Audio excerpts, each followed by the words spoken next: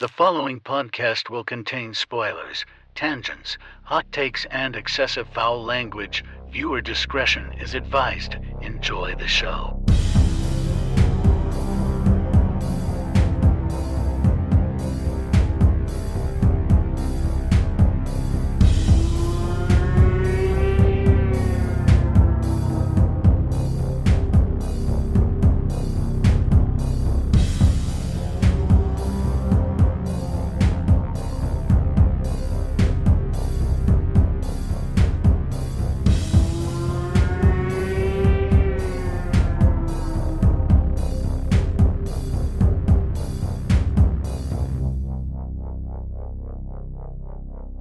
Greetings, horror fans, and welcome to episode 318 of Frightmares. I'm your host, Austin Proctor, and joining me today for Psycho Cop / Psycho Cop Returns / a little bit of The Office is Mr. Robert Shafer. How are we doing today? Austin, I'm doing great. Thanks for having me. Stay spooky. Well, thank you for being here. You know, taking time out of your day, especially on a holiday. It is greatly appreciated. And how this episode actually came to be is kind of funny because I have a co-host. He was supposed to be here today, but things came up, and I totally understand. But he actually introduced me to the Psycho Cop movies, and I was watching the first one, and I was like, okay, I love it. Low budget B movie. This is right up my alley. And I'm looking at Psycho Cop, Joe Vickers, and I'm like, I know this guy. What do I know this guy from? And of course, I went to IMDb immediately, scrolled through all the stuff, and I was like, no shit, this is Bob Vance from The Office. You've got to be kidding me. So then I was like, okay, I love this, and then watched Psycho Cop Returns, and I just thought it was so funny. I had no idea that you did not only 2 horror movies, but according to my research on IMDb, you've got like 17 or 18 credits in horror movies, which I had no idea. You're also in Zombievers, which is another classic that I enjoy watching. So yeah, is it safe to say that you're a horror fan? Well, yeah, sure. I mean, I when I'm doing a movie or a TV show, I don't really think about the genre. I just think about the character. Okay. And if it happens to be spooky. It's funny because when I saw your Frightmares logo, stay spooky, when we were shooting Psycho Cop Returns, that was our key word. I would always go up to the cinematographer, Adam Kane, and say, is it spooky? And he would go, oh, it's very spooky. And so that was our joke the whole way through it, is it spooky? And so, it was so much fun making them. And I will say about the Office, one, there's very few horror villains that ever make it into network sitcom. So, in fact, I might be the only one. I don't know. I've never researched it. But, The Office is such a phenomenon that it's a life changer, and it was such a great thing to be a part of that it's still impacting my life. I play Bob Vance almost every day. I do cameo videos for the fans. I do them as Bob Vance. And then I just came back from L.A. I went and did a AT&T commercial where they're utilizing members of The Office. So we were essentially playing ourselves on a commercial now. So that's what happens 20 years after the fact, So as I was telling people on the plane, how many times do you think I've said Bob Vance Refrigeration in the last 20 years? A lot. A lot, yeah. I love that too, because it's what I love about Bob Vance on The Office is the fact that he is genuinely such a wholesome character, and who not only loves Phyllis like more than any man I think has ever loved a woman. He buys a hug for $1,000, always stands up for her, but he also has good morals. He rejected a lap dance at the bachelor party in the warehouse. So it's just overall, He's just like this genuine wholesome guy who is he's just a great character. One of my favorite, side characters. I wish there was more Bob Vance, but you and me both. But in a big ensemble like that, it's tough to get time. So I was it's a double-edged sword because when I was a basketball player, I wanted to be on the court. Right. I didn't want to be sitting on the bench. But on some teams, I did. On some teams, I was out there the whole time. It depends. So everybody wants to be the lead dog. The old saying, if you ain't the lead dog, the scenery never changes. So, on that show, it was obviously Steve Carell, a comedic genius as far as I'm concerned, and so many other great supporting players that, the double-edged sword is, I want more, more, more. But at the same time, you just have to be grateful for what you got. And as I said, it's still impacting my life wonderfully. And I'm very grateful for it. Yeah, and you have about, according to IMDb, you're about 25 episodes. So you're there a lot. But yeah, definitely want more Bob Vance. So with The Office, was specifically with your character, was there any room for improvising at all? Because I know like Steve Carell probably improvised a lot, but with your character, did they stick to the script, or did you kind of have like a little wiggle room with what you were able to do with dialogue? Well, I think it's overstated how much improv there was because there's some. Mm-hmm. Usually it was Steve and John and Rain trying to make each other laugh. If you're repeating a certain scene a number of times, then you start to come up with stuff. I only snuck one improv in the whole time. Okay. It was when Phyllis and I took Jim and Pam out to lunch on Valentine's Day. Yes. And we sneak off to the disabled bathroom for a quickie. So when we come back to the table, we're sweaty and, panting, and Jim and Pam have been eating my fries, damn it. And I cut off a piece of steak and I say to Phyllis, do you want a piece of meat? And that was an improv line that they left in because I knew it was funny. I mean, because she'd obviously just gotten the meat. Yeah, she comes back and just like starts chugging her water, and then you offer her the meat. She's like, "Oh, no mushroom," and yeah, that's right. You have good memory. I watched that show religiously. Oh my goodness. Well, one other time I attempted something, and I'm a writer as well as an actor, and so there were times where I was like, well, this is a better line, a funnier line, that made Bob funnier. But Greg Daniels was directing that episode. As you know, he's the creator of the show, the showrunner. And so he looked at me and said, can you do what I wrote? And I was like, absolutely. Because as a writer, I always felt the same way. When I did Dick Dixter, which is my nod to horror films. It's about a drunk Hollywood film director forced to remake his only hit horror film into a porno. Yeah, he's got to turn Cult of Doom into Cult of Poon. So, Dick is drunk the whole movie. It's available on Amazon Prime, YouTube, and I think it's on Tubi right now for free. So if you get a chance, check it out. There's a lot of Psycho Cop references in it. Oh, all right. Yeah. So I was always surprised that, modern actors are, it seems to me, dyslexic, because they would come in and do the audition and they would just sort of approximate the dialogue. Yeah. Whereas, I have taken a lot of time to write that line specifically. I want exactly what I wrote. Mm-hmm. I don't want you approximating it. So, in fact, the lead female character in Dick Dixter is a woman named Jan Broberg. And she had that big Netflix hit, Abducted in Plain Sight. Oh. She's my girl. But here's what she did. When she auditioned for the film, we'd see maybe 100 girls that day, and it was exhausting, as casting always is. And I had a copy of the script sitting in the waiting room, which by SAG law you're supposed to do. Most auditions, they don't bother with it. They're like, nobody wants to read the whole script.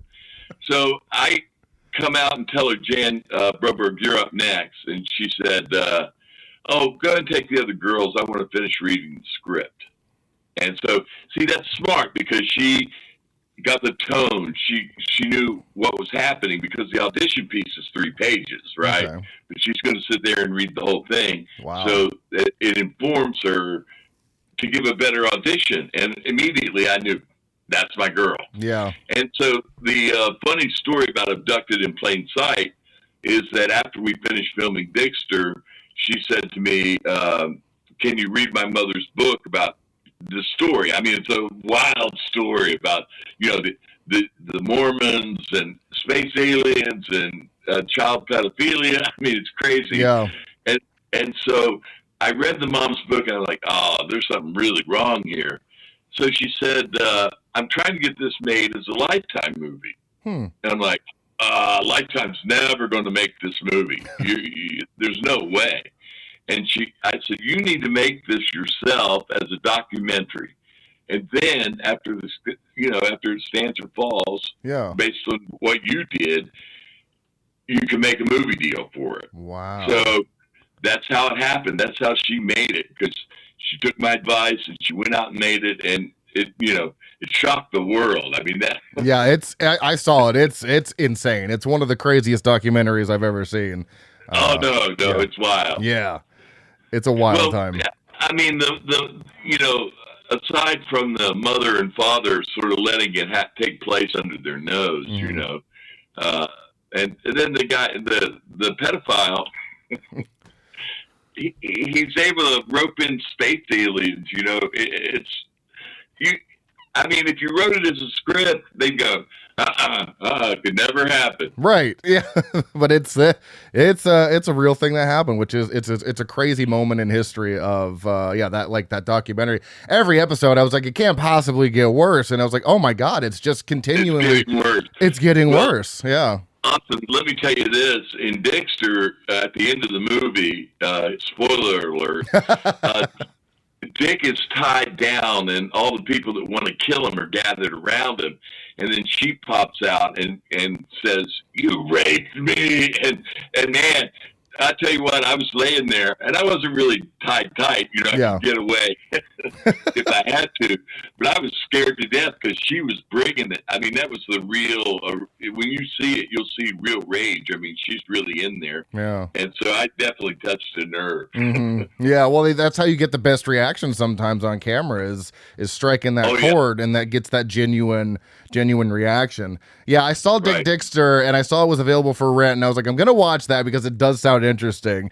But yeah, just going through your IMDb your list, there's just so many wacky titles I've never heard of that I'm like, all right, now I have to deep dive on Rob's movies because I've seen Zombievers a long time ago, but I think it was honestly before I started watching The Office, because I didn't start watching The Office until like maybe probably like around the time it was ending, and Zombievers is from a couple years before. No, it's actually 2014, so I probably just didn't make the correlation when I saw it originally. But yeah, I've been watching The Office for so long. It's one of those weird comfort shows that really shouldn't be a comfort show because it's like the secondhand embarrassment is just so insane, but it's this level of comfort I find in it.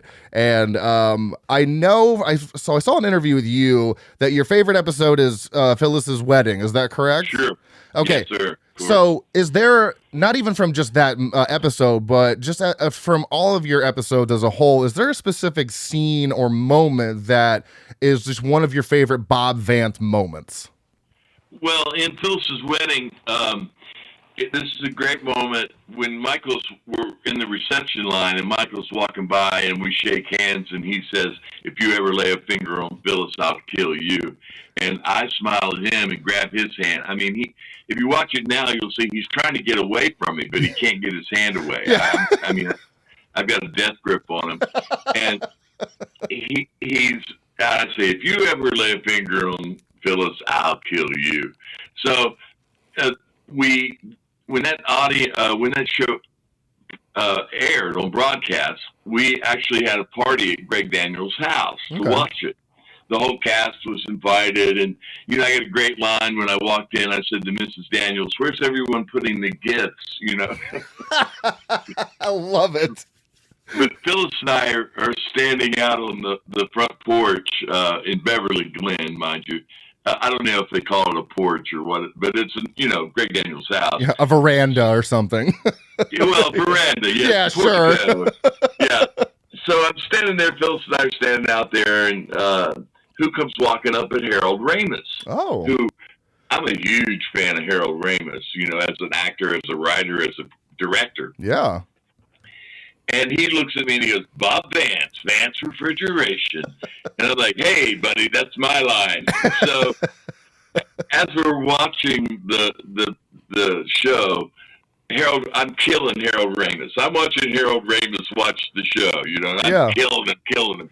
So when we get to that Michael line, if you ever lay a finger on Phyllis, he's losing it. So at that point, I'm like, okay, my work here is done. I just killed Harold Ramis, so it was really I felt like, I've truly arrived here. I've done it. So okay, that's my favorite. But the key thing in Phyllis's wedding, and this is a little known fact, it may be even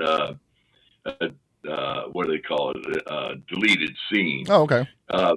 Phyllis says Bob's other family in Ho Chi Minh City was supposed to come, but they couldn't come.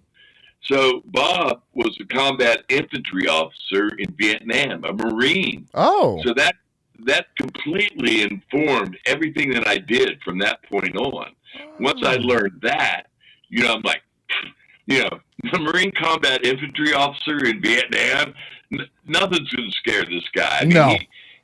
I know a lot about Vietnam. I used to do documentaries about it. I watched a lot of footage. Those guys I respect completely. The average lifespan of a lieutenant in Vietnam, a new lieutenant, was like 16 minutes. Whoa. I mean, yeah, no, they were, the Viet Cong were some serious killers. And, of course, we started that, let's kill the officers. That's from the Revolutionary War, Mm-hmm. Up until then, you kind of let them sit on their horses and look pretty, and you killed the infantry. But, we that's how we beat the best army in the world in the Revolutionary War, was we fought Indian tactics. Our guns were longer range. We had the long rifles. And we were plucking the officers right out of those pretty horses. Yeah, so I didn't know that about Bob Vance, but that kind of tracks with everything in the show. Because, he wouldn't be afraid of anybody. And that's what that's what Jason and I, my co-host who would have been here today, that's what Jason and I love about Bob Vance is he's one of the few people that does not take shit from Michael. He will stand up for it. He doesn't tolerate it. And I absolutely love his demeanor towards Michael. Because like I said, most people are just like, all right, it's Michael being Michael, whatever. But my one favorite scene that involves you, and I think this is the only time you're in the episode, which is kind of funny, but it's the Fun Run episode where it's Pretzel Day, and Stanley and Michael are in line, and you're ahead of them, and Phyllis comes down to see you, and Michael's like, no cuts, back of the line, and then they start booing her, like, boo, and then you're like, what a pair of Marys you are, and Stanley's like, it's Pretzel Day, and then they high five, a moment that we don't really see ever again between Michael and Stanley. Like, so your character united them in Pretzel Day for 1 second, and I love that impact that you had on them. It's just such a great scene where you're like, yeah, great guys, back of the line for Phyllis. Like, they weren't having that on Pretzel Day. Well, settle down, Scott. Yeah. I mean, settle down, Scott. What a pair of Marys. That's actually a very interesting taunt. That was B.J. Novick, and that episode is actually Ben Franklin. Oh. Which is funny. Ben Franklin in that show is hysterical. When Pam, I think, says, didn't Ben Franklin have the clap? Or yeah, he's like, well, I don't. Something like that. But anyway, the taunt is a Catholic schoolboys taunt. There was a whole bunch of Bostonians in the show. Krasinski and BJ and I think Greg Daniels. They're Bostonians. Okay. And so I asked him, I've never heard that. I know a lot of taunts. I could say them in Spanish and German and French, so I know taunts. Where'd that come from? And he told me. And so the thing that was unsettled was on that particular scene was, does Bob go to the back of the line with Phyllis, or does he stay where he is? Because Phyllis goes ahead and goes to the back of the line. I said, no, I'm going to stay right here. I'm not giving ground to Michael. I never give ground to him. And the other thing about that, Austin, is people used to say all the time, why doesn't Bob just beat Michael up? Right, yeah. Why don't you just give him one haymaker and knock him out? One, I could kill him doing that. I'm 6'5", 230 pounds at the time. And that's heavyweight, by the way. Yeah. And he's a little man, and it's not funny. That wouldn't be funny. And then where do you go from there? So it's better just to not. It's like a fly buzzing around. You swat at it, but you don't. And again, Vietnam combat infantry officer. Yeah. Yep. It would be bad news for Mr. Michael Scott. So, it would. It would. So, lastly, with The Office here, do you have any fun, behind the scenes stories? Do you have anything that was memorable from behind the scenes of the set that you would like to share? Well, I mean, all of it really. That cast was very close, which is unusual in Hollywood, right? There's hierarchies, a caste system like in India, CASTE, right? So the star, the day player, all that factors in people's mindset going into it, right? But this cast was close, and that's how you get that camaraderie that leads to, every one for all and all for one, like the Musketeers. Yeah. But there was a moment during Phyllis's wedding when we were out on the stoop, and everybody's getting ready to throw rice at us, and they were all clowning around, and Phyllis and I were standing there looking at each other, and she goes, I wish this didn't have to end. Oh. And I said, it never will. Oh, man. It never will. And the other thing about that is my mom and dad, their names were Bob and Phyllis. Shut up. What? No, not only that, but my mom's maiden name was Phyllis Smith, which was Phyllis Smith's name. Yeah. And I said to her when I learned that, I'm like, if your middle name is Kay, I'm walking off of this thing because it's too weird. Right. So she goes, it's not Kay. But Phyllis was a casting director, right? Yep. Mm-hmm. And I had read for her a few years earlier and just was terrible. So I never even reminded her of that, but I never forgot how bad I was that day. And, I had not prepared enough. And I had a connection with the executive producer, so I thought, I've already got this thing. I don't need to work on it. I'll just go in and fake it. Well, that's the wrong way to go, And so I never told her that. So if you're listening, Phil, I'm sorry I was sucked that day, but it ended up okay for us. But during the wedding, I had a photo of my mom and dad on their wedding day in my pocket. So I'm a sentimental old son of a bitch. That's nice though. I like that. It's like your real personality shines through into Bob Vance, because you just both seem just like so wholesome people, like such wholesome people. So I like that little sentimentality. That's a nice sweet gesture. And they kept making us weird as time went on. Bob got drunk on safari. He might have killed somebody, and we ran away. We like to go to bars, and Phyllis would show cleavage, and then I would beat people up. I mean, was I a member of the mafia? Was I the Scranton Strangler? I mean, there was all this stuff that, and then when we had the sex in the disabled bathroom, I'm like, oh man, I would never do this. But we turned out to be very, what do they call that, where you like to make out in public? Yeah, you're just all over each other. PDA, yeah. Yeah, we're always smooching and, showing affection.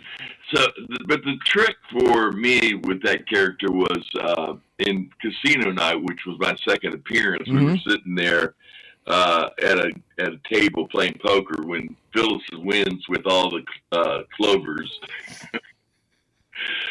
All the clovers. I love that. Look, I have all the clovers. She beats the WSOP champion and Kevin.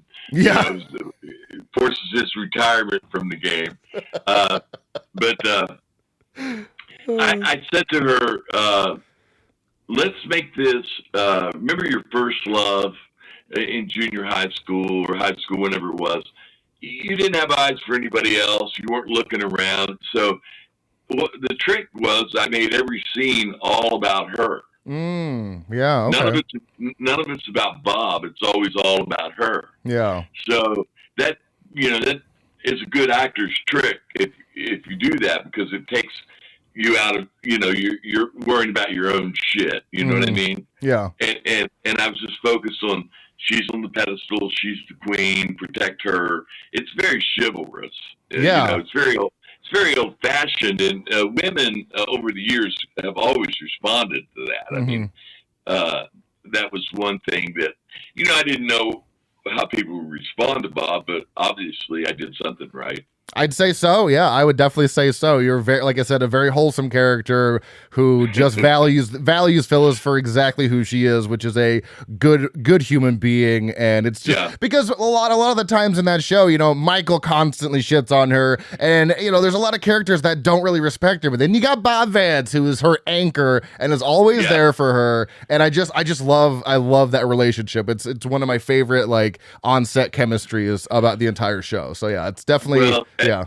As she says at one point to Jim and somebody else, don't make me get Bob involved. Yeah. And then they're like, wait, what? She's like, never mind, I shouldn't have said that. And she runs away. Yeah. There's an implied threat there. Yeah. I love it. Okay, so moving on to the topic at hand here for Psycho Cop, I do want to read a little bio about you from the IMDb page here. So Robert Shafer Jr. was born in Charleston, West Virginia. His father was a heavy equipment operator and his mother a housewife. As a child, he also lived in Bowie, Maryland, graduated from high school in Romeo, Michigan.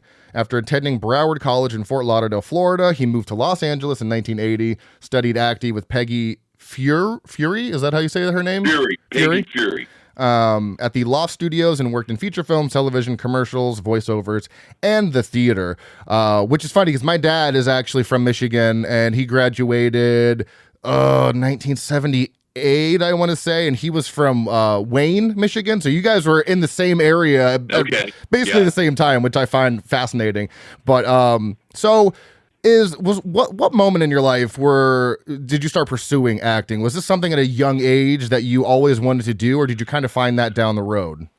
No, I never had any desire, any notion, any inkling. I watched a few movies when I was a kid, but my interest was basketball and girls, cheerleaders usually. Okay. And I majored in those two things.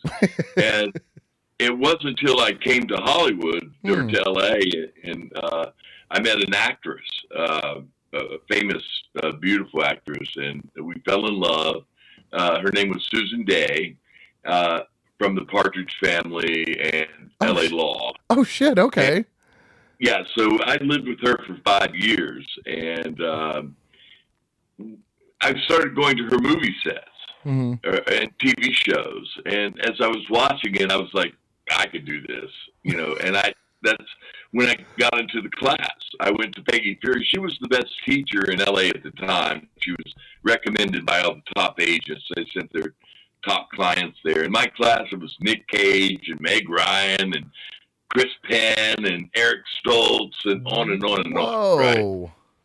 Okay. Yeah, no, it was heavy hitters, right? And so I'm very competitive because of my basketball background, and I was known as Mr. Scene. Okay. Because I was always working. I didn't go there to watch other people work. I always had multiple scene partners and was doing 2 or 3 scenes at a time. Wow. And the goal was to only do a scene twice, because no one ever did a scene once. I mean, Peggy always had feedback for you and made alterations to what you were doing up there, and that's how you learned, But Peggy was from the Actors Studio in New York back during the days of Brando and Dean, James Dean, and those guys. So when she talked, we listened. I mean, well, I remember Marlon Brando. Yeah. So Marlon was like, a demigod to us, because he was a method actor, and that's what we were doing. Okay. And so the thing in Peggy's class was that we studied playwrights. One semester it would be Tennessee Williams, and the next would be Harold Pinter, and we were doing great plays. Yeah. And we weren't doing TV and film material. We were doing theater.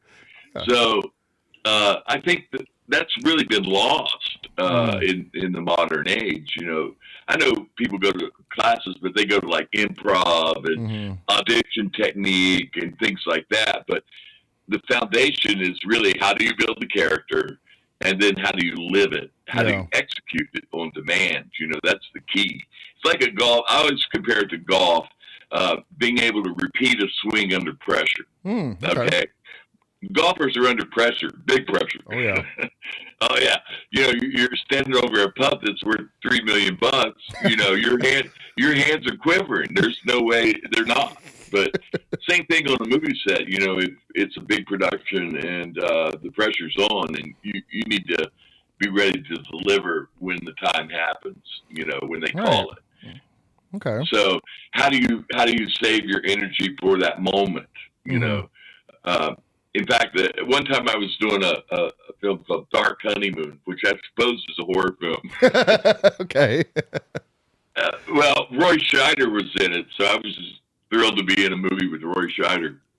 All right. I didn't have any scenes with him, but I'm a huge Roy Scheider fan. Yeah. In fact, one of my favorite films of his is The Sorcerer. If you've ever seen that, that's truly a phenomenal film. Check it out. Tangerine Dream does the soundtrack. Oh, and sold.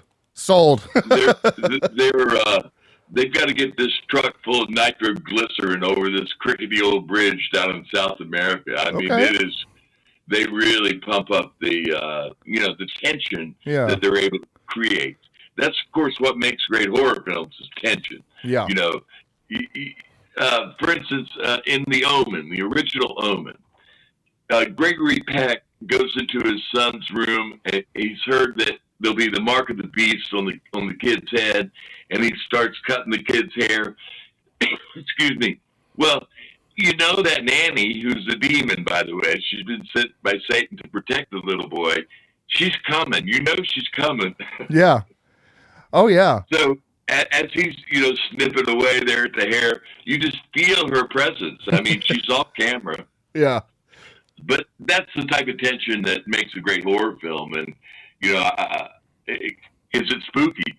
Is it spooky? Yeah. I love that so much. So you really didn't pursue acting until you got to Hollywood, and was horror. So when you finally decided, you're like, okay, I'm going to do this and pursue it. Did you want to get into horror films, or did that just kind of naturally happen? Well, it just naturally happened. I mean, you're going to get those opportunities. In fact, Psycho Cop came about every week. On Thursday, there was a publication that comes out called Backstage. At the time, it's called Backstage West. Okay. And I would get that, and I was getting that delivered. You got to have it. And it's got the casting notices in it. Oh, okay. And so I read all the casting notices and find out what I was right for. And then I would put the 8x10 and the resume in the envelope, put the stamps on, take it and drop it into the mail and wait and see if they call. Mm-hmm. I had good headshots because I had a great photographer. And that's one of the key things that beginning actors have to have is great headshots. Yep. But the resume was admittedly thin. But you have to start somewhere, Right, right. You build it up as you go. So that's how Psycho Cop came about. Was they didn't have the title. They'll put a phony title in because they don't want people to know what the title is. Right. But it was something like read big, tough, imposing, man. And yep. So, I qualified on all those accounts. Of course, you would submit yourself for stuff that you weren't even really right for, just to hopefully get the call and get in there and audition. Because at that time, I was all about I would go stand in open call lines just to audition. I mean, for 2 or 3 hours at a time, just waiting, because that was discipline to me, and I wanted to get in the room and do the material. And so that's how you, that's how you do it, or how I did it anyway. So the great story about Psycho Cop, Austin, was I go to the director's house, and he would live in the Fairfax district, which was great for me because it was only 10 minutes away. There you go. In LA, you got commute time all the time. Oh yeah. So I get there, and I come in, and there's like 10 guys there ahead of me, and they say, here's what we're using to audition, which was not the movie, but it was a play by Sam Shepard called True West. Now, True West I love True West, and I actually got to do it 20 years later. I did the 20th anniversary of True West in Pasadena, where Shepard wrote it. Wow. But at the time, I was too young for it, but I still loved it. I had been working on it in my class. I had just seen John Malkovich and Gary Sinise do it on PBS. Okay. So I knew this piece, right? Well, all the other guys ahead of me sucked. I mean, they were horrible. True West is really hard to do unless you know it. Right. I mean, it's very, very specific writing. And so I could hear them just butchering it.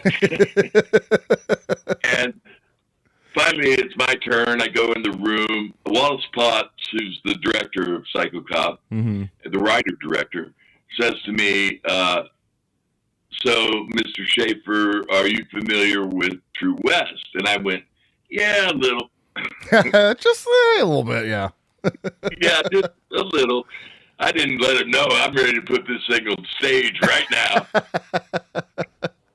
But I had a huge advantage. Yeah. No, I had a huge advantage because I knew it. And I didn't have to go to the page to get the line. Wow. And there was one point in the audition where I went, I was going to hit the guy.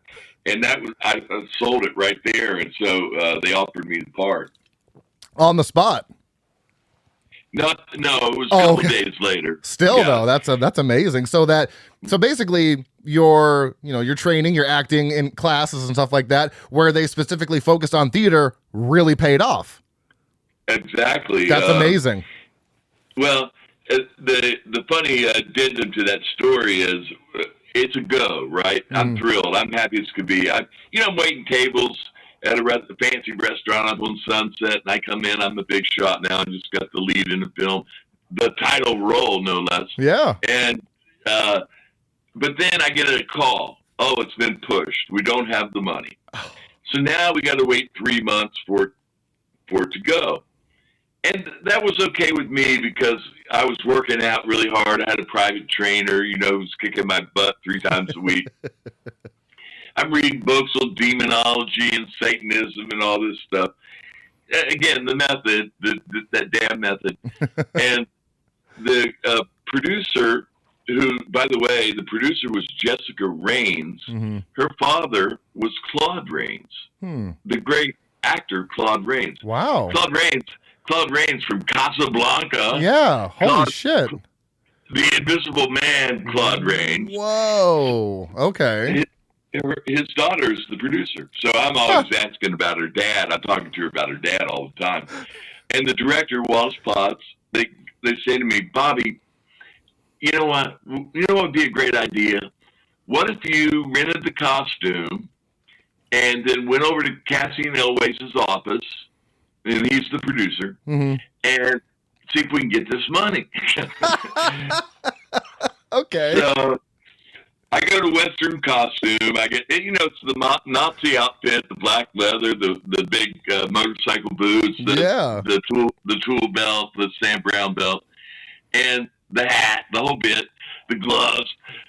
it's a hot day. I show up in Beverly Hills at 2:30 in the afternoon, unannounced. Stroll into this guy's office, bigger than life. I mean, it's like a Nazi stormtrooper just walked into your damn office. Cassian, his brother is Carrie always. Oh, really? Okay. Yeah. So Cassian he's an English guy. He's amused. It's a break in the routine, the Beverly Hills day. Yeah. And I waited till after lunch, which was kind of me. And I sit around in his office about a half an hour. I'm acting tough. I'm acting psycho. I'm doing some of the lines from the script and sitting there glaring at him. And finally he looks at me and he goes, "Okay, we'll make it." So oh, shit. I love it. That's how we got the money to make the movie. So, so it's just that big tough energy. So, okay, is the costume that you bought, is that what was used in the movie, or did they get you a different one? Well, no, that was pretty much it. I mean, they bought the leather jacket. Okay. Because we actually had two of them because we destroyed one of them when we impale me with the stick, the spear. Yep. The impossible spear throw at the end of number one. And it was funny. The wardrobe girl on that film, she thought that she was going to get to keep the jacket, and I'm like, "Oh no, you're not. Hell no. That belongs to Joe Vickers. Yeah, I'm keeping that jacket." Same thing on Psycho Cop Returns. At the end of that film, I get a call from the producer. Goes, "Hey, Bobby, have you seen the badge?" I'm like, "The 666 badge?" He's like, "Yeah, we're looking for that. We got to get back to the prop house." I'm like, "Yeah, I couldn't tell you where. It's right there on the shelf." Gotta have some keepsakes, man. Not sure where that is. At the end of most movies or TV shows, they offer to let you buy the wardrobe if you want to, right, at cost, which is generous of them. And sometimes they'll give it to you, but those two items, yeah, they're in the official collection here. The Hall of Fame here. So after the first Psycho Cop, was it set up to be a sequel? Did you think there was going to be a sequel? Because the sequel was about 4 years later in 1993, where the first one is 1989. So did you ever think there was going to be a sequel? And when you found out there was, you were obviously stoked they called to get you back, I assume. Well, sure. But originally, Austin, when I signed the deal for the first one, I signed a deal for 5 pictures. Whoa. Okay. Yeah. Interesting. And I'll never forget it because I thought I was the next Freddy Krueger, right? I mean, the deal was for $1.2 million. Whoa. And I know, I was thrilled. Yeah, of course. Holy cow. Wow. At the time, I lived next door to this great actor, Steve James, who was in the American Ninja movies, right? Oh, okay. He and I had done Hollywood Shuffle together, and we were kind of tight. And he had a crazy Israeli wife that he had met over, doing a Cannon movie. If you remember Cannon. Oh, Cannon, definitely. Yeah, I actually just watched the first 3 American Ninjas recently, like a couple months ago. So it's funny that you're bringing this up now because they're fresh in my head. Steve James was a great guy. He was a big, strong guy, and a hell of a tough guy, but this Israeli girl ran him. You could hear her screaming, at him. And it was like water off the duck's ass. But I remember walking up and going, "Holy shit, Steve, I have made it. I got a $1.2 million deal." And so not knowing that, I was still pretty much a novice and not realizing that just because it's on a piece of paper, that doesn't mean a damn thing to these people, right? So Cassian, when they did call for the second one, like as you said, it was 3 years later, and I had this horrible job that I hated. I was working as a broker. I was brokering investments in oil wells. Oh, wow. Yeah, it was brutal. And that was right at the time of the riots in L.A. That day, it might have been the day before I got the call. And so I'm like, oh, thank God I'm going to get out of this stupid job. And as the riots began, we left the office in West LA and tried to head back to, I lived in Hollywood, Melrose and La Brea at the time. And we sat on Sunset for 3.5 hours in traffic. Wow. I mean, everybody was, scurrying to get home. Yeah. Holy cow. And it just so happened that I was moving that weekend. So I had this convertible, and I was putting all this stuff in the convertible. And I was driving down Melrose, and I was going to go up Vine Street. I was moving to Beechwood Canyon, and there was a Radio Shack there. Oh, Radio Shack. Yep. Okay. Oh, man, they were pouring out of there just, with all this stuff. And I was like driving so fast. I mean, there was no traffic at this point. And I was barreling up, Vine Street to get the hell off the street because it was really crazy. There were gunshots everywhere, and it was really a mess. Holy cow! Yeah, you don't want to be in a riot. No. I was gonna say that's also just such an inconvenient time. I mean, in the middle of moving, my God, that is some seriously just poor timing on that. But yeah, I've heard about them. Obviously, I was either very young or and I also lived in Florida. But yeah, I'd heard about the riots back then, which just seems crazy to go through. Wow. As you know, in Psycho Cop Returns, we reenacted the Rodney King beating at the end, except it's the cop who's being beaten by the patrons of this bar. Now, we had originally shot that scene downtown, and there was some problem with focus or something, so we had to redo it. But when we were originally shooting it, Adam Rifkin, who's a great director, he really is. He's got his own quirky style way of doing things that he doesn't try to be like other people. He's going to be Adam Rifkin, and he's proven that over and over. One of the films he did right before Psycho Cop Returns was called The Dark Backward, which is a story about a guy with an arm growing out of his back.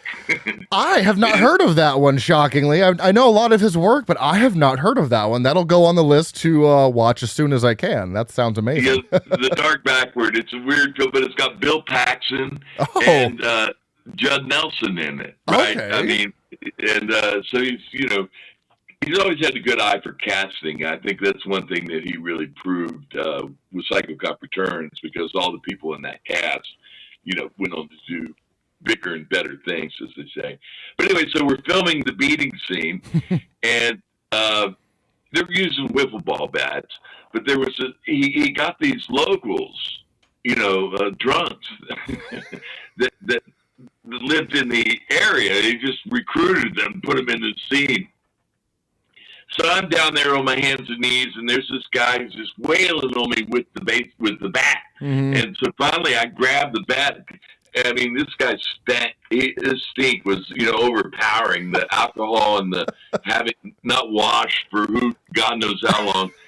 And I finally grabbed the bat because he's really hit me with it. And those things hurt when you get hit with it. Yeah. And I said, Rifkin, who the fuck is this? He looks at me and goes, Bobby, he looks great. And I'm like, you get this son of a bitch away from me, or I'll shove this bat up his ass. Oh, love the BTS stories. That's some of my favorite things about talking to actors and directors, is just the stuff that happens behind, stuff that we don't get to see on camera. And I love that scene. Thank God. Yeah, I love that scene a lot, and it's funny because it's I'd say it's very reminiscent of, but there's a scene in Halloween Kills that is very reminiscent of this scene in Psycho Cop, where everyone is beating up on Michael Myers, and I'm like, I wonder if they derived any of that from Psycho Cop Returns, because it's very similar to what happens in Halloween Kills. So I love that. And another thing I noticed too in Psycho Cop Returns is the pencil kill, when you take that pencil and you jam it in that guy's eye. And I'm like, did they start the pencil kill? Because you see that in The Dark Knight, you see that in John Wick, and you see it in other movies. And I'm like, this might be the first movie where someone got stabbed in the face with a pencil. And I love the lines too in the movie. Oh my God, the one-liners in your one-liners in that movie are incredible.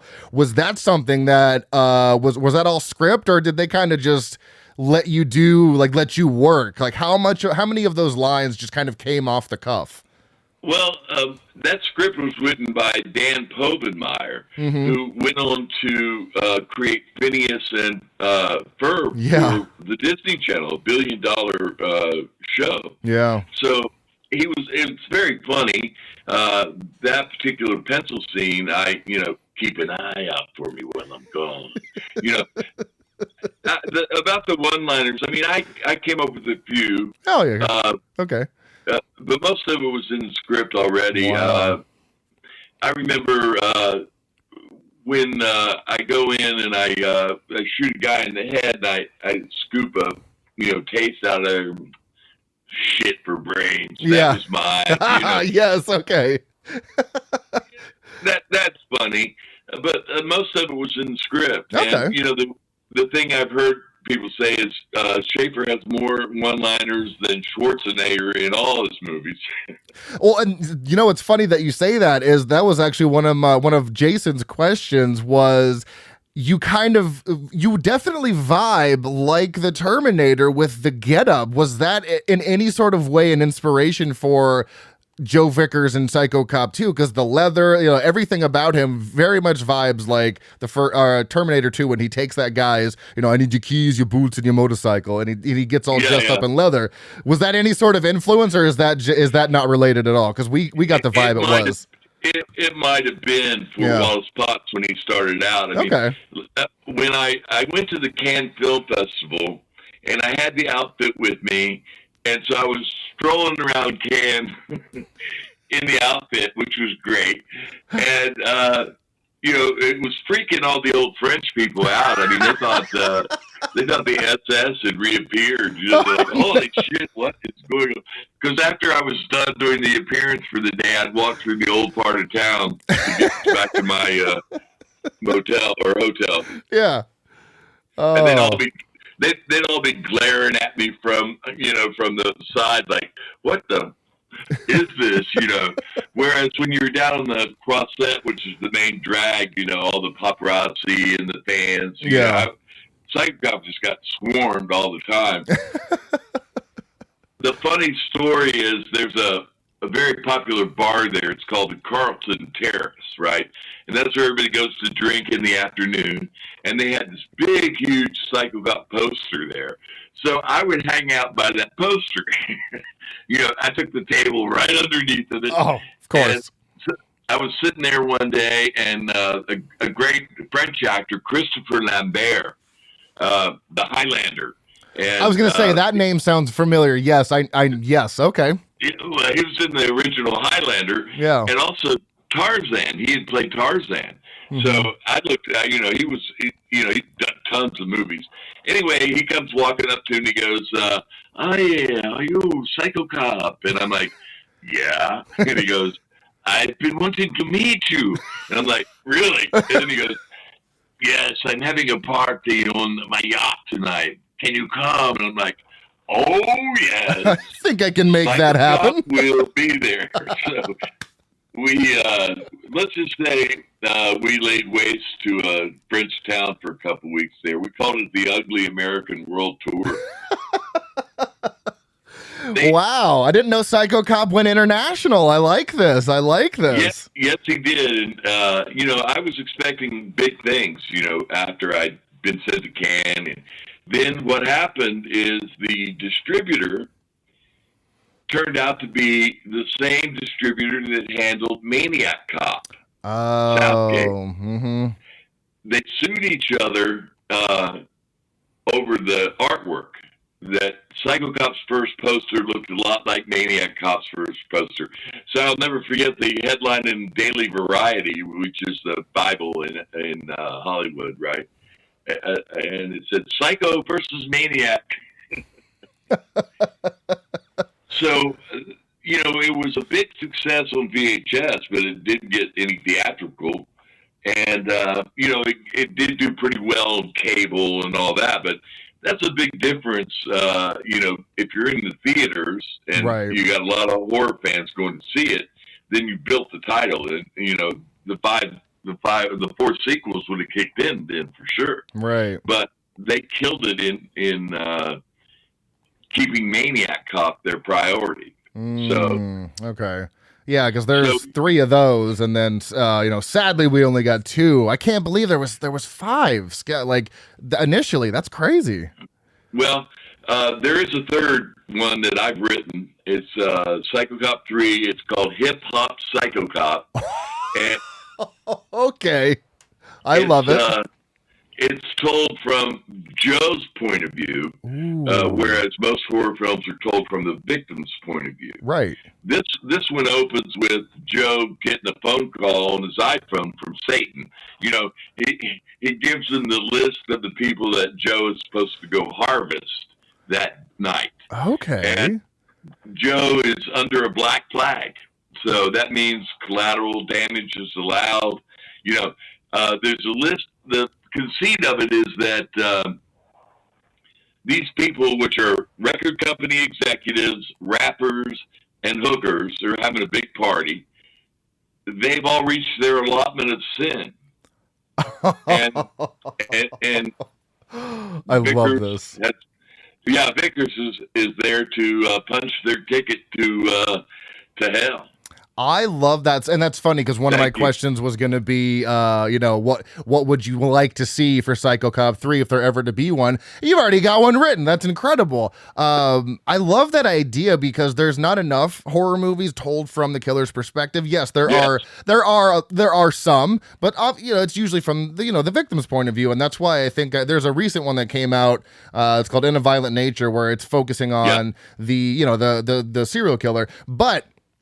That guy doesn't talk. So to have one where you focus on a serial killer that's talking with great one-liners and showing it from their point of view is such a fun idea. And I love the idea of like doing Satan's bidding because the Satanism is there from the first one. I think it's funny though, because it's not really mentioned so much, because you have the opening where you can see the culty vibes and then he draws like a pentagram in the sand. He's got the 666 badge. So it's more of an undertone in the first one, a little bit more present in 2. And then 3, it's just full blown. Yes, I'm killing for Satan.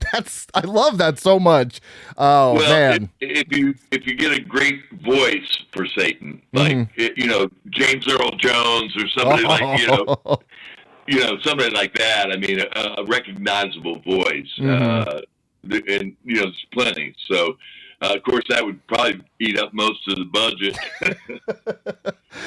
I'm sure he's not cheap, but I mean, hey, he's does it's the work you get when you work with James Earl Jones. That's quite incredible. We'd have to bring him back from the dead, wouldn't we? Didn't he pass away?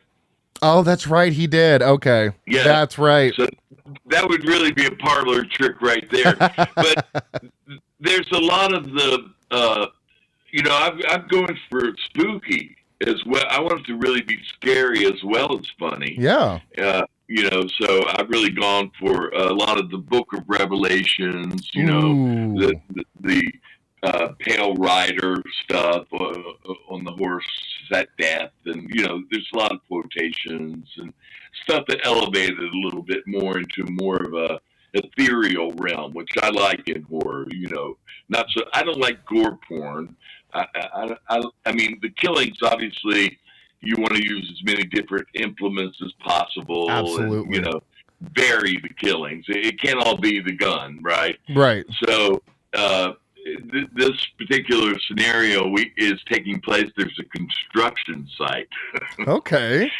So construction brings lots of tools into play. Oh, yeah. And so that I think that's clever.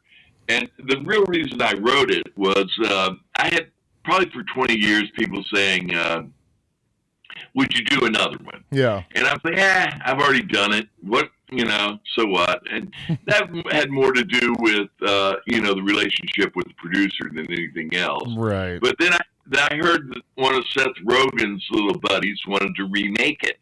And then then all of a sudden I got very territorial. I was like, oh, hell no. No. Don't remake it. No, Continue the story. Remake it. It's like when they replaced Freddy Krueger, Robert Englund, they replaced him with Jackie Haley. Yeah. Why? That didn't advance anything. I mean, they're the same age. It's not like you went younger. The fourth Psycho Cop should be son of Psycho Cop, right? I mean, man, yes, absolutely. You go into, remember Son of Frankenstein, the Bride of Frankenstein. You do all the possible derivatives, but Joe's got Joey Jr. I love that, because just again, there's not enough. Just like I said about the perspective of the serial killer, there's only like a few. Son of Frankenstein, like there's a few of them, but that hasn't been done in literal decades. So that would be another fun little touch there. Oh yeah. Man.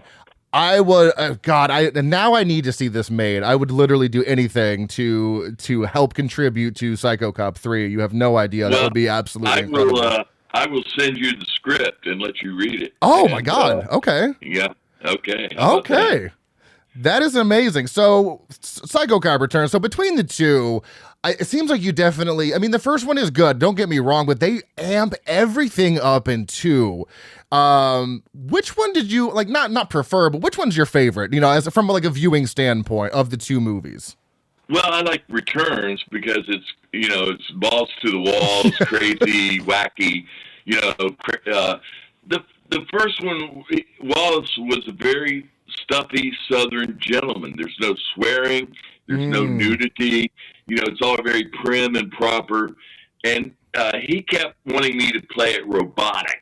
And, of course, I'm not a robot. Right. And I don't want to play a robot. And I don't want to be Schwarzenegger in The Terminator.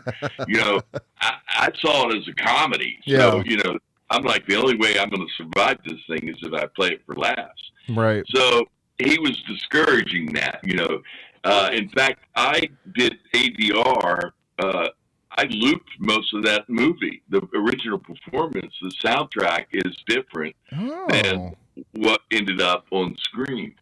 And I was young. I didn't resist. I didn't fight enough. I didn't realize I got to maintain my integrity in this thing. Right. But then by the time we got the returns, I there's no holding back. Right. Yeah. Because oh my God, everything in that movie is just elevated. The gore, there's, going from the first one where there's no nudity to the second one where it's basically like a softcore porn at some moments. Yeah. And then the kills are great. The practical effects, Adam Rifkin, even in his movies today, uses a lot of practical effects, which I appreciate because they just hold up better. And even, watching Psycho Cop Returns the other day, I'm like, these kills still look great. 33 years or 32 years later, it's really impressive. And even the quality, of course, is much, it's much crisper, much clearer because the only way to watch it currently is streaming for the first Psycho Cop, and the copy that they have isn't the greatest quality, but I got the Blu-ray for Psycho Cop Returns from Vinegar Syndrome, and it looks so crisp and clean. So I just love how everything, and it rarely happens, right? You have a first movie and then you have a sequel. Rarely is the sequel, the second one at least, better than the first one. But this one, they just dial everything up to 11, and you can tell you're having so much fun with it. I can just see you on the inside, just like you're having a great time. And even on the outside, of course, in the movie, you just have such a great time. Go ahead. The thing about that was, when we were making the film, we were shooting out in Burbank, right? And it was all nights.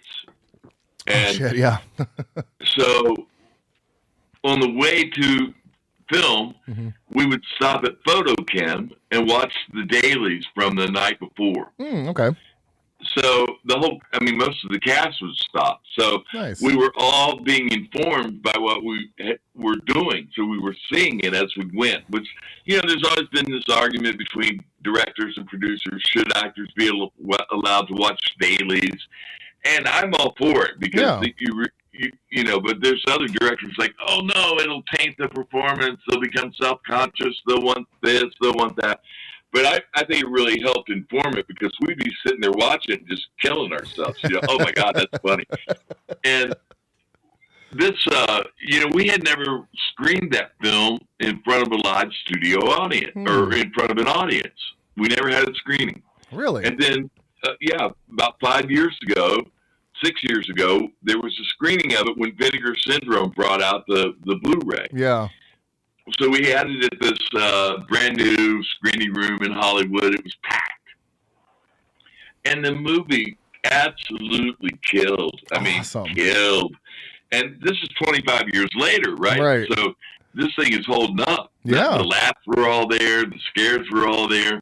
After the film ended, I walked outside, and some guy came running up to me and goes, "We need to be making Psycho Cop 3." And I'm like, "It's interesting you should say that because I happen to have the script." But the funny story before the screening started was Adam Rifkin calls me over and he goes, hey, Bobby, I want you to meet William Lustig, who is the director, producer of Maniac Cop. Yep. And I'd never met him. And so, oh, hi, Bill, how you doing? And I say to him, for the last 20 years, people have been asking me who would win, Maniac Cop or Psycho Cop? And he goes, yeah. And I said, you're looking at him. Oh, that would be an interesting crossover. Maniac Cop versus Psycho Cop. Of course. That's amazing. Yeah. So you're shooting nights on Psycho Cop Returns. Was that on location at a real office or was the work? Yes. Really? Yes. The Bank of America building, I forget what street it's on, but it's First or Second Street, something like that in Burbank. Okay. Right in the heart of downtown Burbank. We would come rolling in around 6 p.m. when the building closed for the night and stay until 6 a.m. when they opened. So we shot it in 2 weeks. I mean, it was fast. Yeah. Same thing for the first one, 2 weeks. I mean, and that's what's amazing to me that, the films have, obviously they've held up. I mean, there's a whole new generation. I'm talking about it all the time now. Yeah. It's just fun, but I think what it is one, they were on film, right? They're not on videotape. Right. There's a big difference in the look of something that's on video and on film. And also the character is compelling. I like to think it has something to do with the cop himself.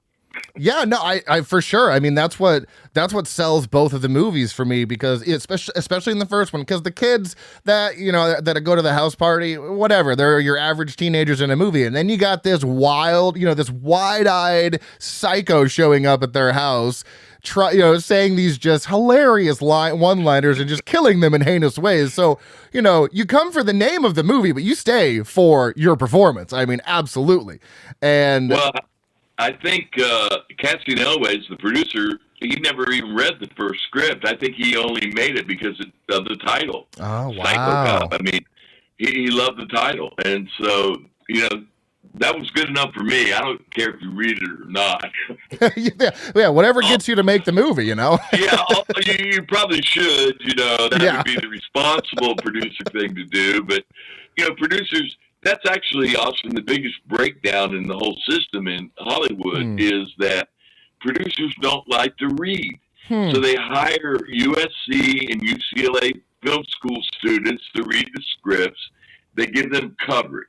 Yeah. Well, these film school students have no history of, they don't understand it. They haven't watched films from the 30s, 40s, 50s, 60s, 70s, 80s. All they know is the now. Right. And so if you don't know film history, if you haven't watched film, see, my advantage was when I was living on Melrose and La Brea, there was a video store, a very famous one called Rocket Video. And so every day I was in there renting another movie, just every day, just watching movies. And so that's how I learned, about film acting. Yeah. Because that's how you learn. I mean, so... I love the old films. Now all I watch is TCM. I like Robert Mitchum.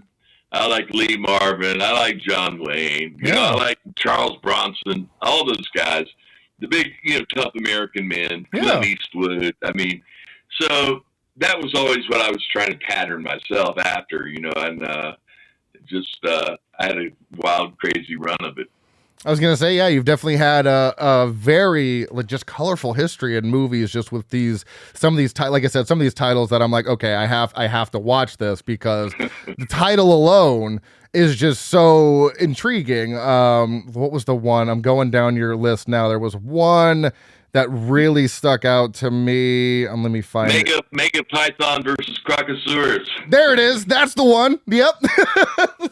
Got to see that one. Well, that's with Debbie Gibson and Tiffany, the pop singers. And it's maybe the funniest film ever made. Okay. Because they had this, they were rivals back in the 80s. They were both, young teenage starlets or stars. And they had this big cat fight in the movie because one of them likes gators and one of them likes snakes. You know how it goes. I love that. Yeah, that one's actually on Tubi, so that'll be one I check out. And, you've got, what was the other one? Yeah, you've got Mega Shark versus Crocosaurus. Yeah, you got Super Shark. I'm like, I have to see all these. And something else I noticed going through your credits, too, is you've played in a cop like 11 different times, and even a commander and a lieutenant as well, which I find fun because that's kind of where everything all started. Your first starring role was a cop. So did you just take those later and down your career? Because you're just like, is there something about cops that you just like to play on screen? Well, I'm not really a big fan of the police force in today's America. They run over our rights all the time. Yeah. If you ever watch any First Amendment audit videos on YouTube, you'll see how truly terrible they are. It's one because of my size. I'm a big guy, and my voice. I'm commanding voice. Yep. And so, they just happen to be things that someone asked me the other day. I did this horror film called Monster Man. Okay. Yeah, with Mike Davis as the director, and he later went on to do Hitman, this big, huge movie. Oh wow, yeah. And I play a character whose name was Deputy Dang, and I'm chewing tobacco and I'm spitting. You kids are in trouble, one of those guys. But it was always just the part to me. I could care less what it was. Stephanie Power is a great actress. Once I asked her for advice, I was doing this little thing with her called The Secret World of Dreams.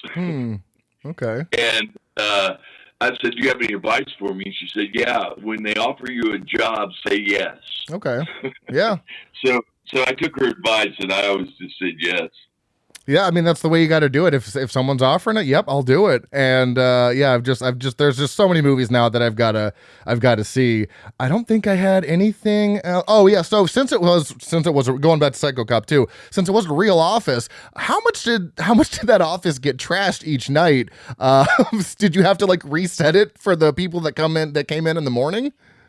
Well, yeah. Oh no, it had to be pristine, and we didn't have like I said, we didn't have a big budget, so we were careful not to do too much damage to actual stuff. Right. There's a scene in Returns where I'm pounded an axe in the door, and we had to. That's not their door. Right. That was our door. Right. But we tried to do as little as possible. But when Joe goes on the rampage, and I think I did Here's Joey. Yeah. Here's Johnny from a great horror film. Jack Nicholson in that The Shining is amazing in that. You talk about really getting all the way in there. When he tells the wife, when you hear the sound of the typewriter, that means I'm working. That means I'm working. He's descended into total madness there in that hotel. Yeah. And of course, at the end, we see that he was a previous guest there in another time. which is Kubrick was so great. I love Full Metal Jacket is one of my favorite. Oh God, yeah, that's a masterpiece. I mean, Arlie Ermy in that as a drill sergeant is just. I mean, Matthew Modine was a guy who'd been in my class as well. Oh wow, and, okay, yeah. Yeah. So we were all very proud of him for doing that, and Arlie Ermy, he was not originally cast as that. He got the job by, showing what the DEI would look like. Right. And so when he goes on that opening rant, chewing all those guys out, where are you from? Texas. Only steers and queers come from Texas. You don't look like a steer to me. 6'4". He's like 5'6". I didn't know they stack shit that high. Oh yeah, man. It's incredible. It's incredible. Yeah, that's great. So I think the last one I have here for you, I find it hilarious that I didn't know until I watched it, obviously. I didn't know Psycho Cop Returns took place in an office. Very fitting, as you would later go on to be in the office. How about that? Yeah, how about that, right? And I thought that was like just so like kismet. And then there's even a line too, which I really liked in regards to The Office. It's along the lines of like, I told you I would never take a desk job, and then he murders someone, and I was like, this is just, I love this so much. But my favorite line of dialogue from that movie, because my favorite kill is definitely the pencil in the eye, but my favorite line of dialogue is when you're on the roof with that guy after you shot him, and he's like, you have the right to remain dead. Anything you say will be extremely strange because you're dead. I was just like, good. Yeah, no, I still know that one. You have the right to an attorney. That a lot of good will do you because you're dead. You're dead. Are you even listening to me? I hate to kick a man when he's dead. They just don't put up much of a fight. I love it. All these years later, you still remember it. But in Psycho Cop Returns, was there a favorite kill of yours to do? Like, what was your favorite scene where you were murdering someone? Like, what was your favorite one from Psycho Cop? Snapping Julie Strain's neck. Yeah. In the stairwell, because I get to kill Melanie Good. Melanie Good, by the way, is in Dick Dixter. Okay. She plays my wife in that. Oh, awesome. And, yeah, she's great. And when I break Julie Strain's neck, I say to Barbara Niven, or at the time she was known as Barbara Alexander. She's the hero girl. Mm-hmm. I say I said I wouldn't shoot her. I never said I wouldn't kill her. Yeah. That was fun because you're surrounded by three beautiful women in a stairwell and hamming it up. The ham is out of the can. Yeah, good I stuff. enjoyed that one. The rooftop scene is fun too. That's a good one. Yeah. The funny one though is when I throw the girl off the roof and I say, you act like trash, you get treated like trash. Well, you act like trash, you get treated like trash. So it's amazing how the voice just starts to come back when they'll talk about it. So the original gag, though, I've got a 185-pound stunt guy on my shoulder. Oh, that's not a girl. That's not the girl 100-pounder. That's 185 pounds of dude up there. In fact, he was my stunt man. He was my stunt double. I did most of the stunts myself, but he did the high fall because we had the big, huge bag. But the first part of the gag is I throw him 2 flights down, and he lands in all these cardboard boxes. Camera's down there looking up. Right. And it's windy. We're on, at 6 stories up in Burbank, and Adam Rifkin's down there going, Bobby, can you step a little closer to the edge? I got a 185-pound guy on my back, and he's wearing a cheerleader outfit, right? Bob Ivy was his name. Well, he doesn't want anybody to photograph him in this cheerleading outfit because everybody's trying to take, all his stunt buddies are trying to take his picture, right? Yeah. And he's like, hell no pictures. Meanwhile, he's heavy. I mean, 185 pounds laying on your shoulder is dead weight. You know? And I've got to toss them off. So we did the first part of the gag, and it works just fine. And then we do the high fall, and there's a big bag set out, and he goes off the top of the roof, and well, he hit the bag funny, and everybody went rushing because they thought he had hurt himself, So fortunately, he was fine. But the stuntmen are all panicked.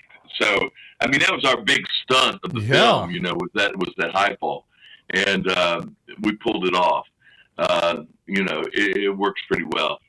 Yeah, I really like I said, I really liked the movie. There's a lot of good stuff, especially that high fall, and then of course you get the little wink at the camera at the end when he escapes in a I can't remember. He escapes in a doctor's.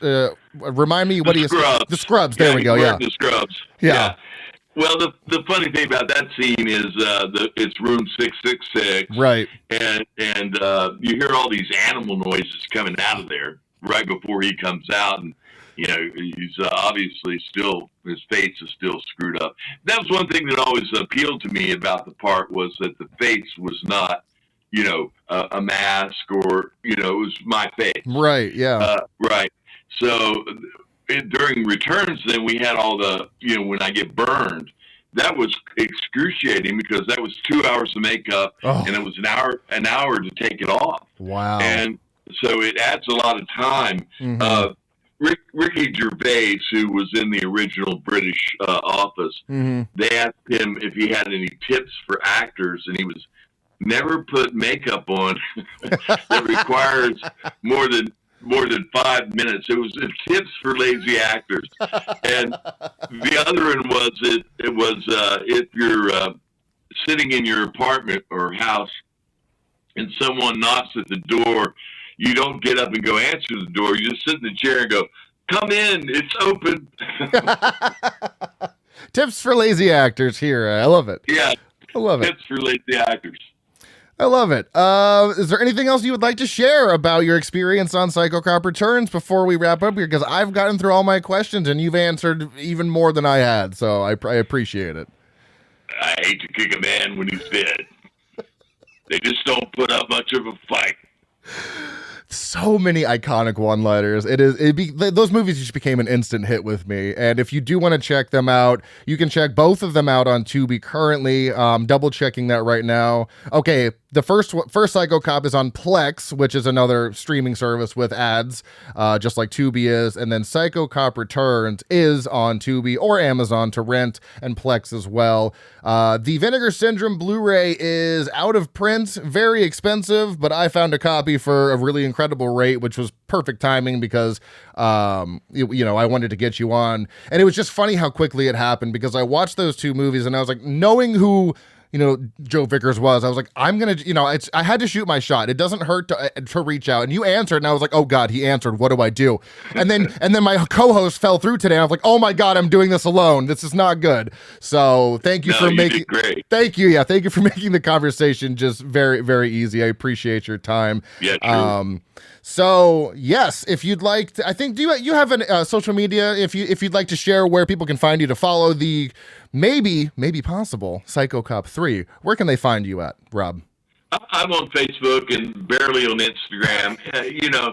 I don't, I'm semi-retired now, so I'm not in Hollywood anymore. I live in West Virginia in the woods. Okay.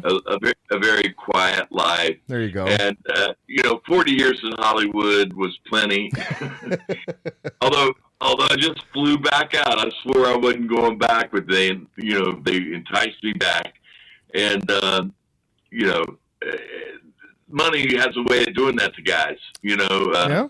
Same thing with Psycho Cop 3. So if we can make that deal happen, I think we'll give the fans one more, or maybe a couple more. Why not? Love it. Son of Psycho Cop. I love it. Okay, so you've heard it from the man himself. Go find him on Facebook, Robert Shafer, if you'd like to befriend him, follow his career, and hopefully get a Psycho Cop 3. At this point in the show, everyone should know where to find me on the social medias. It is frightmarespodcast on Facebook, Instagram, TikTok, and Slasher app. If you'd like to follow me on Letterboxd, my name is Dr. Proctor. Thank you again, Rob, for joining us. Appreciate your time today. Next episode is going to be From Dusk Till Dawn, Phenomenon from 1996, where my wife and I will be reviewing Robert Rodriguez's probably one of his greatest films, I think. So until next week, stay tuned and stay spooky.